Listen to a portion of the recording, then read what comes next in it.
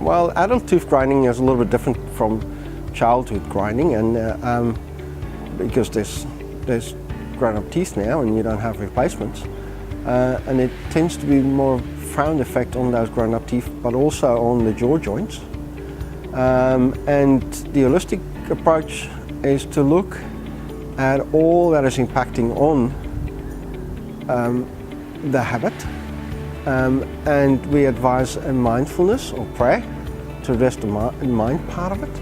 and also need to go further and look at the breathing and the jaw positioning. In short, grinding is not good for your teeth, but mostly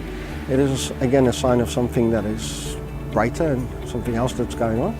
and it's more significant, and there's quite a profound effect of breathing issues and jaw positioning on our general health.